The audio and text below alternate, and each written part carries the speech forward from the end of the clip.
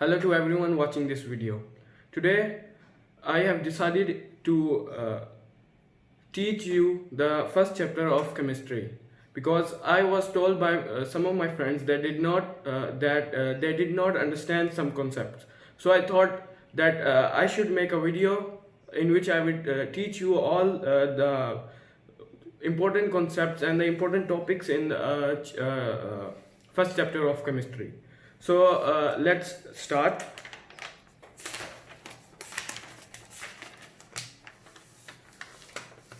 So, first of all, we need to know what is chemistry. So, chemistry is the branch. Chemistry is a branch of science in which we study different chemical reactions and different chemical compounds which are present around us in our environment. Chemistry has further been divided into different branches, and these branches are for the purpose that we can easily understand chemistry. First of all, we have physical chemistry. The physical chemistry is the branch of chemistry that deals with laws and theories of different scientists and to understand the structures and changes in the matter. Second, we have organic chemistry.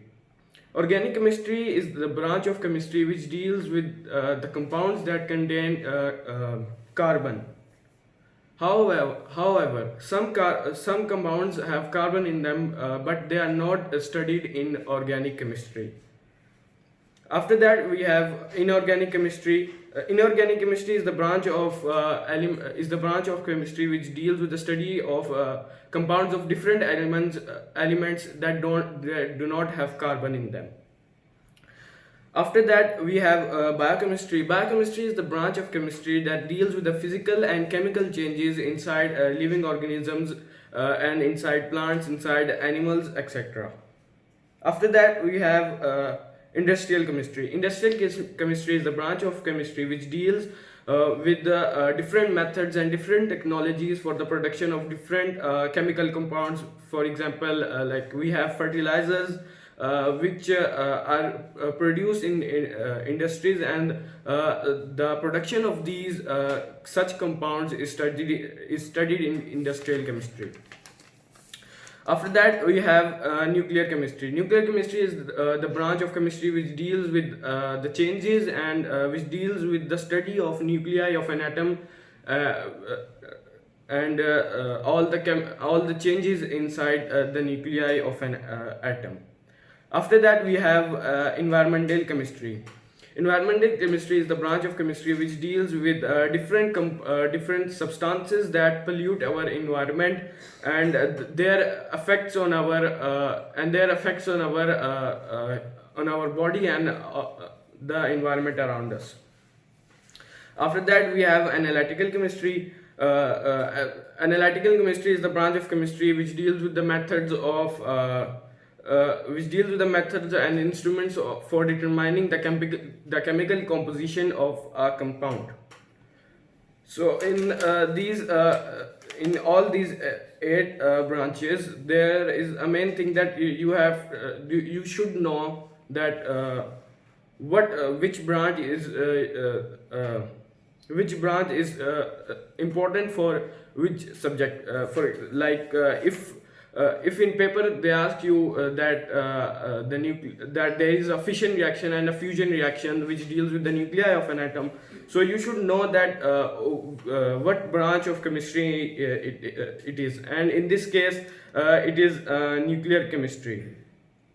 Second thing is that you should be able to differentiate between different branches of chemistry. Like there are some branches which are similar, and students make mistakes in them, and because of that they lose marks in the paper. But you have to study them thoroughly, and you have to make your concept clear, and you should be able to determine the branch of chemistry easily.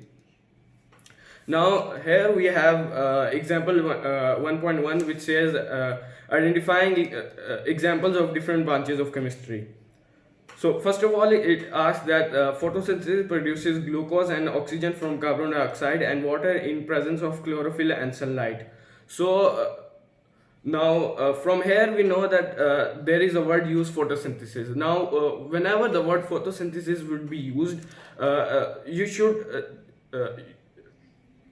if the word photosynthesis is used, you should just answer right away that it's biochemistry. After that, we have plantation helps in overcoming greenhouse effect. Now because greenhouse effect is something which is related to our environment, and a plantation helps in overcoming that greenhouse effect, meaning that if we plant more plants, then our environment then the greenhouse effect can be overcome. So because greenhouse effect is something related to environment, so this would be environmental chemistry. After that, we have Haber's process converts large quantities of hydrogen and nitrogen into ammonia. Now, as we studied earlier, that industrial chemistry is a branch of chemistry that deals with a production of different substances. And in here, we have given that ammonia is produced by converting large quantities of hydrogen and nitrogen. So from here we can know that this is industrial chemistry. After that, we have ammonia is a colorless gas with a pungent irritating odor. It is highly soluble in water. Now this statement just explains to us that what is ammonia. It does not explain to us that how ammonia is produced. It does not explain to us that how ammonia has some effects to our environment. So in this case, because there is no such definition given to us other than that what it is, so from here we can know that it is related to organic chemistry or inorganic chemistry. Now we know that organic chemistry only deals with the compounds which have carbon in them, and ammonia is NH3, which does not have carbon in them. So we can say that it is in organic chemistry. After that, we have a chemist performed an experiment to check the percentage purity of a sample of glucose C6H12O6. Now we know that analytical chemistry deals with deals to determine the chemical compositions of different compounds and different different substances. So from here we can say that this is analytical chemistry. After that, we have an analyst determines that Na2 is responsible for acid rain. Now acid rain is something which is as we know that acid rain is something which is related to our environment. So from here we can determine that this is related to the environmental chemistry. After that, we have chlorofluorocarbon compounds are responsible for the depletion of ozone layer.